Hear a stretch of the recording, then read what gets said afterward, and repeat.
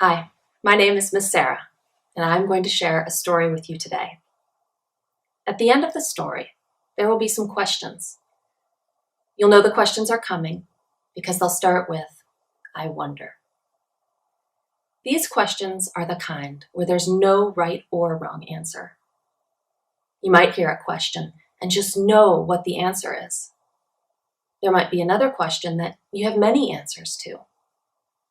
And maybe there will be a question you don't have any answers to, or maybe you don't even understand the question.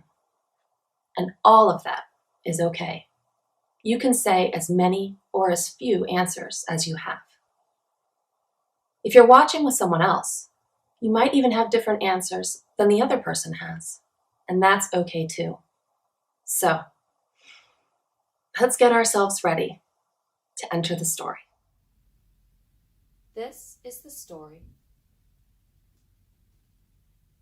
of Bishop Barbara Harris. We remember her during the time of the color purple. Purple is the color of Lent, but it is also the color that bishops wear. It helps us remember that she was a bishop.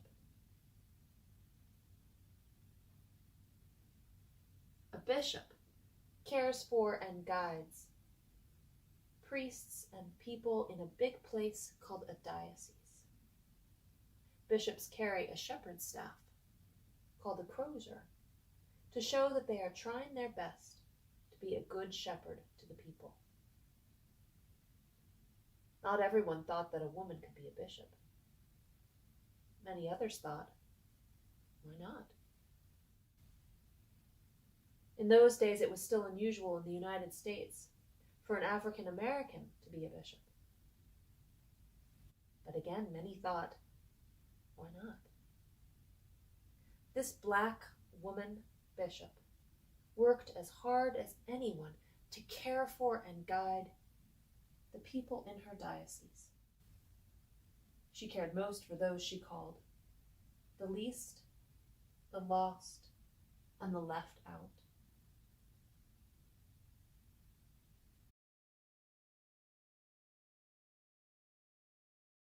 When Barbara was growing up, her mother played the organ at St. Barnabas Episcopal Church, an African American church in Philadelphia. The whole family loved music. Her mother took care of other people's laundry to help pay for Barbara's piano and singing lessons. Barbara especially loved the old hymns she heard and sang in church. When Barbara grew up, she loved to play the piano and sing the hymns she now knew by heart. Even when she was just talking to people or preaching in a church, the words from hymns filled up her talking. Barbara loved to go to church and helped teach Sunday school, work with the youth, and even took people from her church to March for Freedom with Martin Luther King Jr. in Selma, Alabama. She also spent her Sunday afternoons praying and talking with people who were in jail. Barbara didn't become a priest until she was 50 years old, so what she said and did had been thought about for a long time. She was a small person who did big things. The power behind you is greater than any obstacle ahead of you. Barbara carried with her a small piece of paper to help her do what had to be done. It gave her courage and hope. It said, the power behind you is greater than any obstacle ahead of you. She knew that with God, she could do anything. When Bishop Barbara became old and full of years, she died. People celebrated her life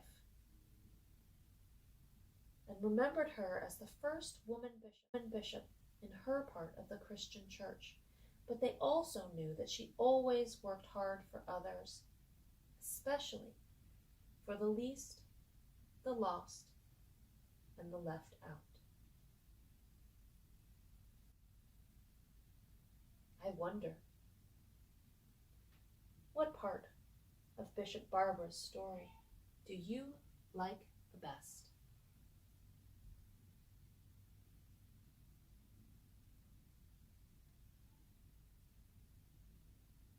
I wonder what part of the story is most important.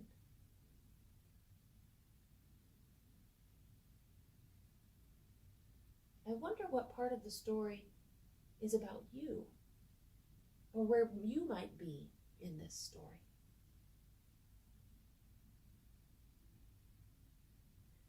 I wonder if we could leave out